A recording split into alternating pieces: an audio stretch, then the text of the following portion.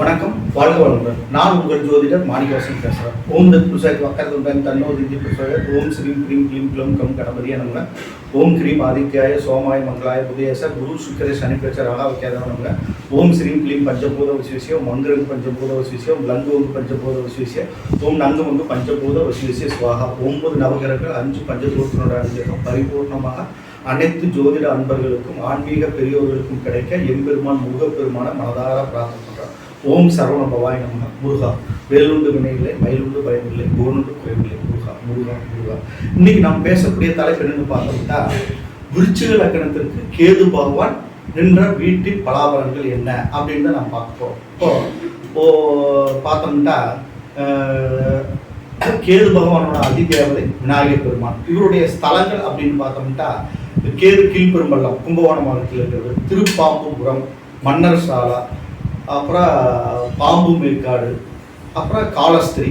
இந்த ஸ்தலங்கள் எல்லாம் பிரசித்தி பெற்ற ஸ்தலங்கள். கொடுமுடி ஸ்தலங்களை கூட கேதுக்குண்டான பரிகார பூஜைகள் எல்லாம் சிறப்பாக செய்யலாம், ஒன்றும் ப்ராப்ளம் இல்லை. ஓகேங்களா? கேது வந்து பார்த்தோம்னா மெயினாக லக்னத்தில் அமரும் போது, இப்போ அனைத்து ஜோதிட அன்பர்களுக்கு பார்த்தோம்னா என்னுடைய வீடியோ பார்த்துட்டு இருக்கிறவங்கள சப்ஸ்கிரைப் பண்ணாமல் நிறைய பேர் பார்த்துட்டு வர்றீங்க. சப்ஸ்கிரைப் பண்ணிவிட்டு பாருங்கள். சப்ஸ்கிரைப் பண்ணி பார்த்து முடிச்சுட்டு உங்கள் ஃப்ரெண்ட்ஸ்க்கெல்லாம் ஷேர் பண்ணுங்கள். நான் பார்த்தோம்னா ஒவ்வொரு ஸ்தானத்துலேயும் கேது நிற்கும் போது என்னென்ன பரிகாரங்கள் செய்யலாம், எந்த ஸ்தலங்களில் போய் பரிகார பூஜைகள் நீங்கள் செய்யலாம், நன்மைகள் நடக்கும் அப்படின்னு சொல்லிட்டு கெடுபலன்கள் குறைந்து நற்பலன்கள் நடக்கும் அப்படின்னு நான் சொல்லிட்டு வருவேன். அதெல்லாம் பார்த்தோம்னா உங்களுக்கு பிரயோஜனப்படும். அதை உங்கள் ஃப்ரெண்ட்ஸ்க்கெல்லாம் ஷேர் பண்ணோம்னா அவங்களுக்கும் ஒரு நன்மையாக இருக்கும். ஏன்னா இந்த பார்த்தோம்னா ஜாதகம் வந்து ராகு கேதுனால பயங்கரமான கஷ்டங்களை அநேக மக்கள் பட்டுட்டு இருக்கிறாங்க. ஓகேங்களா? அதுவும் கேதுவை போல கெடுக்கிற கிரகம் எதுவுமே இல்லை. ஓகேங்களா? நல்ல கிரகம் தான், மோட்சகாரகன், புத்திகாரகன், அம்மா வழி தாத்தா பாட்டி உறவுகளை சொல்லக்கூடிய ஒரு அற்புதமான ஒரு கிரகம் தான், ஞானத்தை போதிக்கக்கூடிய ஒரு கிரகம் தான். ஆனால் இருந்த போதிலும் அந்த ஞான மார்க்கத்துக்குள்ளே நம்ம போகணும்னா என் வாழ்க்கையில் எவ்வளோ கஷ்டங்கள் பட வேண்டியது அப்படின்னா, கஷ்டங்கள் பட்டாதானே இந்த நம்ம அதையெல்லாம் ஆசைப்பட்டு நிலையை நம்ம அனுபவிச்சாதானே முக்தியை அடைய முடியும். அதை நோக்கி கொண்டு செல்லக்கூடிய ஒரு கிரகம் தான். அவருக்கு நம்ம என்னென்ன பரிகாரங்கள் செய்யணுங்கிறது நான் தெளிவாக ஒவ்வொரு வீடியோவிலையும் நான் சொல்லிட்டு வந்துட்டு இருக்கிறேன். ஓகேங்களா? அதனால நீங்கள் பார்த்து முடிச்சுட்டு சப்ஸ்கிரைப் பண்ணிட்டு உங்கள் ஃப்ரெண்ட்ஸ்க்கெல்லாம் ஷேர் பண்ணுங்கள். இப்போ நம்ம வீடியோக்குள்ளே போகலாம். இப்போ விருச்சிக லக்னத்துக்கு லக்னத்திலேயே கேது அமரும் போது, செவ்வாய் வந்து பார்த்தோம்னா கேதுக்கு பகை கிரகம். அவர் வந்து லக்னம், உங்கள் லக்ன புள்ளியிலேயே லக்னத்திலேயே வந்து அமரும் போது பார்த்தோம்னா நம்மளுக்கு வந்து அநேக விதமான கஷ்டங்கள் ஏற்படும். ஓகேங்களா? மன உளைச்சல் ஏற்படும், தேவையற்ற மனக்குழப்பங்கள்லாம் ஏற்படும். அதை வந்து லக்னத்தில் அமரும் போது லக்னத்தை குரு பார்த்துட்டாரோ அல்லது லக்னாதிபதி கேந்திர திரிகோணங்கள் அமர்ந்து குரு பார்வை பெற்று அமர்ந்துட்டாருன்னா நம்மளுக்கு பிரச்சனை இல்லை. ஓகேங்களா? அப்போ லக்னத்தில் ஜென்ம கேதுவாக அமையும் போது அலக்கழிப்பெல்லாம் தருவார், பிரச்சனைகள் எல்லாம் தருவார், கொஞ்சம் பிரச்சனைகள் எல்லாம் ஏற்படும். அப்போ வந்து பார்த்தோம்னா ஸ்ரீ முருகப்பெருமானோட வழிபாடுகள் வச்சுக்கிறது, சுப்பிரமணியா கர்நாடகா மாநிலத்தில் இருக்கிற சுப்பிரமணியா ஸ்தலத்தில் போய் வழிபாடுகள் வச்சுக்கிறது, முருகனோட வழிபாடுகள் எல்லாம் மெயினாக வச்சுக்கிற கேதுவோட தாக்கத்தில் வந்து நம்ம குறையும் நன்மைகள் அதிகமாக நடக்கும். அடுத்து குடும்பஸ்தானம் தனுசுல வந்து கேது பகவான் அமரும் போது குருவோட வீடு தான். ஓகேங்களா? குரு பார்வை பெற்று அமைச்சிட்டாங்கன்னா நல்லா இருக்கு. இல்லை அப்படின்னா அது வந்து பார்த்தோம்னா 2ஆம் இடம் குடும்பஸ்தானம், வாக்குஸ்தானம், கல்வி ஸ்தானம். ஓகேங்களா? இந்த இடத்துல அமரும் போது அது எல்லாமே பிரேக் பண்ணுவார், அது எல்லாமே கெடுப்பார். அது மூலமாக நமக்கு பிரச்சனைகள் ஏற்படும். கேது எந்த இடத்துல நிற்கிறாரோ அந்த ஸ்தானத்தை கெடுக்க ஆரம்பிச்சிருவார். அவர் கேது கூட உண்டான நல்லடங்கள் அப்படின்னு பார்த்தோம்னா ஜாதக ரீதியாக 3, 6, 11 தான். அப்போ நம்ம மற்ற இடங்கள்லாம் அமரும் போது நாம் வந்து மெயினாக பரிகார பூஜைகள் செஞ்சுக்கிறது ஒரு சிறப்பான ஒரு முன்னேற்றத்தை தரும். அப்போ 2ஆம் இடத்து தனஸ்தானத்தில் அவர் வாக்குஸ்தானம், கல்வி ஸ்தானத்தில் இருக்கும்போது கல்வியில் நம்மளுக்கு தடை தாமதங்கள் ஏற்படுத்துவார், பிரேக் பண்ணுவார், பிரச்சனைகள் ஏற்படுத்துவார், குடும்ப வாழ்க்கையில் பிரச்சனைகள் ஏற்படும், சண்டை சச்சரவுகள் ஏற்படும். அப்போ வந்து பார்த்தோம்னா ஆலங்குடி குரு பகவானை தரிசனம் பண்ணுறது, அங்கே விளக்கேற்றி வழிபாடு செய்கிறது, அர்ச்சனைகள் பண்ணுறது, அவருடைய திசாபதி காலங்கள் 7 வருட காலங்கள்.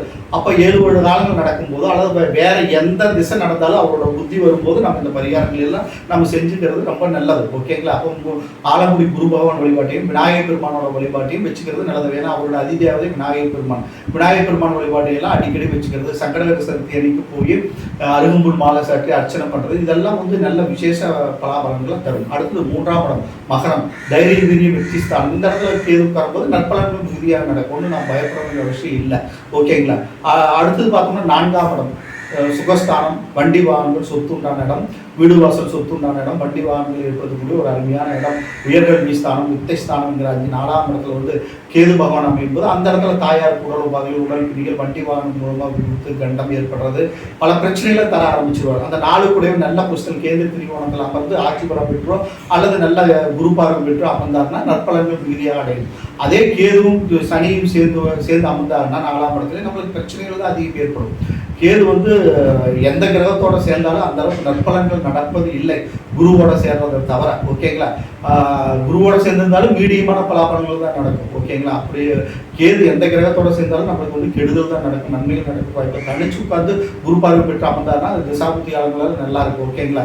எந்த ஸ்தானத்தில் அமர்ந்தாலும் குரு பார்வை பெற்று அமர்ந்துட்டாருன்னா எந்த பிரச்சனையும் இல்லை. அடுத்து 5ஆம் இடம் மீனம், குருவோட வீடு. இந்த இடத்துல அமரும்போது புத்திர தோஷத்தை ஏற்படுத்துவார். ஏன்னா புத்திரகாரன் தான் குரு, அவரோட இடத்துலயே போய் கேது அமரும்போது நம்மளுக்கு புத்திர தோஷத்தை ஏற்படுத்துவார். பரிகாரங்கள் செஞ்சுக்கணும், முறையான பரிகார பூஜைகள் செஞ்சுக்கணும். அதுக்கு கேது அந்த ஸ்தானத்தில் அமரும்போது அவர் தனிச்சு அமைஞ்சாருன்னா நம்ம அதுக்குண்டான கேதுவுக்கு உண்டான பரிகாரங்கள், குரு பிரீத்தி செஞ்சுக்கிறது. 2வது கேது கூட நான் சொன்ன முதல்ல வீடியோ ஆரம்பிக்கிறதுக்கு முன்னாடி நான் சொன்ன அந்த ஸ்தலங்கள் எல்லாம் போயிட்டு நீங்கள் பரிகார பூஜைகள் செஞ்சுக்கிறது, சர்ப்ப பிரதிஷ்டை செய்யறது, இதெல்லாம் நன்மைகள் தரும்.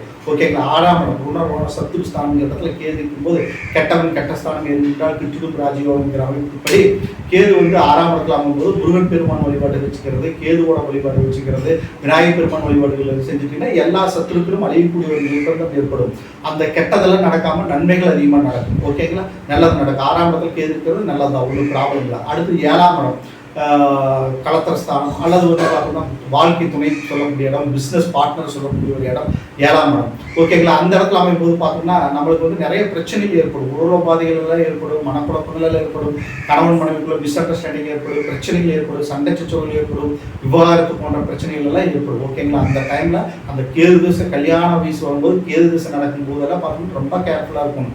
கேது திசை நடக்கிற காலத்தில் கேது திசையில் சுக்கர புத்தி ஒன்று தான் கொஞ்சம் ஓரளவு, சுக்கர திசை சுக்கர புத்தி குரு புத்தி மட்டும்தான் கொஞ்சம் ஓரளவுக்கு நல்லா இருக்கும். மற்ற புத்திகள் எல்லாமே நம்மளுக்கு வந்து பிரச்சனைகள் அதிகமாக ஏற்படும். ஓகேங்களா? அதுவும் அந்த அந்த சுக்கரனும் குருவும் நல்ல கண்டிஷனில் இருக்கணும் ஜாதகத்தில், அப்போதான் அந்த புத்திகள் கூட நல்லது நடக்கும் அப்படின்னு நம்ம சொல்ல முடியும். ஓகேங்களா? இதை பற்றின அடிக்கடி அந்த அதை பற்றின வீடியோக்களெல்லாம் நீங்கள் வருங்காலத்தில் நான் போடுவேன். ஓகேங்களா? இப்போ அந்த மாதிரி 7ஆம் இடத்துல இருக்கும்போது இந்த மாதிரி பிரச்சனைகள்லாம் வராமல் இருக்கிறதுக்கு சர்பசாந்தி பரிகாரங்கள் செய்யறதா ரொம்ப ரொம்ப உத்தமம். ஓகேங்களா? சுக்கரன் உண்டான பிரித்தி செய்யறது, கஞ்சனூர் சுக்கரன் போய் விளக்கேற்றி வழிபாடுகள் செய்யறது, மகாலட்சுமி வழிபாடு செஞ்சுறது, மகா விஷ்ணு வழிபாடுகள் வச்சுக்கிறது, சிவபெருமான் வழிபாடுகள் செய்யறது, சிவன் ஸ்தலத்துல எல்லாம் போய் வழிபாடுகள் செய்யும் சுக்கரனோட வீட்டில் நிற்கும் போது. ஓகேங்களா? இந்த வழிபாடுகள் எல்லாம் செஞ்சீங்கன்னா நற்பலன்கள் மிகுதியாக நடக்கும். திருவண்ணாமலை கிரிவலம் வர்றதால ஒரு நல்ல பலன் தான்.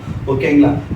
7ஆம் இடத்துல சுக்கரனோட வீட்டில் நிற்கும் போது விருச்சிக லக்னத்திற்கு. ஓகேங்களா? அடுத்து பார்த்தோம்னா அஷ்டமஸ்தானம் 8ஆம் இடம் மிதுனத்தில் நிற்கும் போது பார்த்தோம்னா மிதுனம் வந்து பார்த்தோம்னா புதன் வந்து செவ்வாய்க்கு பகைக்கிறது தான்.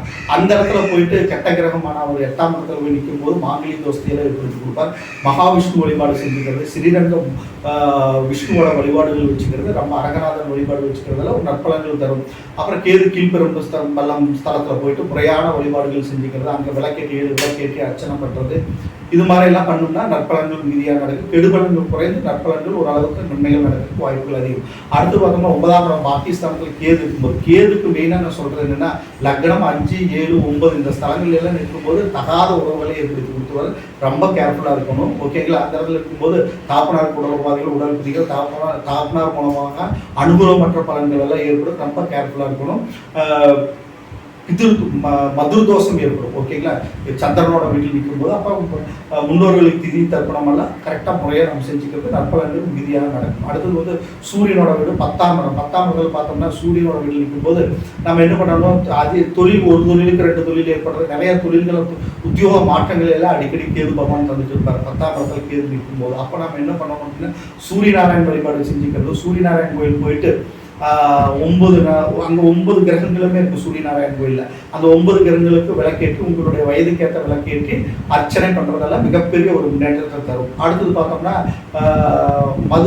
பிதுர் தோஷம் ஏற்படும். அதுக்கு வந்து ராமேஸ்வரம், காசி, கயா இந்த ஸ்தலங்கள் எல்லாம் போயிட்டு வழிபாடுகள் வச்சுக்கிறது நல்ல தொழில் முன்னேற்றத்தை ஏற்படுத்தி கொடுக்கும். ஓகேங்களா?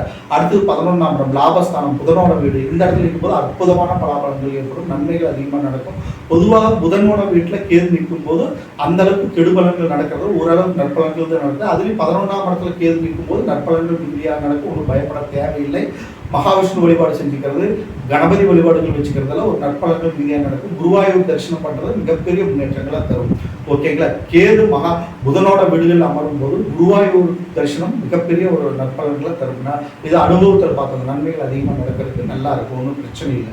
அந்த கேது திசை நடக்கும் 7 வருட காலம் நடக்கும் காலம், அல்லது எந்த திசை நடந்தாலும் அந்த கேது புத்தி நடக்கும் காலங்களில் இந்த வழிபாடுகள் வச்சுக்கிறது நல்லது. அடுத்தது 12ஆம் இடம் சுக்கரனோட வீடு துலாத்தில் நிற்கும் போது பார்த்தோம்னா உத்தி ஸ்தானம். ஓகேங்களா? இந்த டைம் இந்த இடத்துல இருக்கும்போது நம்ம பார்த்தோம்னா ஆன்மீக ஸ்தலங்கள் பயணங்கள் செய்கிறது, ஆன்மீக பயன்கள் நிறைய செய்யக்கூடிய முன்னேற்றங்கள் ஏற்படும். சுக்கரன் வழிபாட்டை வச்சுக்கிறது, மகாலட்சுமி வழிபாட்டை வச்சுக்கிறது, கணபதி வழிபாடுகள் எல்லாம் வச்சுக்கிறது நன்மைகள் ஏற்படும். ஏன்னா 12ஆம் இடத்துல கேது சுக்கரன் குருவோட பார்வை பெற்றிருந்தா அடுத்த பிறவியே இல்லைங்கிற நிலைமையில ஏற்படும். ஒரு நற்பலன்கள் மிகுதியாக நடக்கும், ஒன்றும் காலப்பட தேவையில்லை. இப்போ பார்த்தோம்னா விருச்சிக லக்னத்திற்கு கேது பகவான் 12 ஸ்தானங்களில் நின்ற ஜென்ரலான பொதுவான பலாபலங்கள் பார்த்தோம். இந்த வீடியோவை பார்த்து முடிச்சுட்டு சப்ஸ்கிரைப் பண்ணுங்கள், பெல் சிம்பிள் அமைக்கிங்க, உங்கள் ஃப்ரெண்ட்ஸ்க்கெல்லாம் ஷேர் பண்ணுங்கள். என்னிடத்துல ஜாதகம் பார்க்கணும், பிரச்சனை பார்க்கணும், சூரிய பிரச்சனை பார்க்கணும், திருமண பொருத்தம் பார்க்கணும், வாஸ்து பார்க்கணும்னா என் நம்பருக்கு கான்டாக்ட் பண்ணுங்கள்.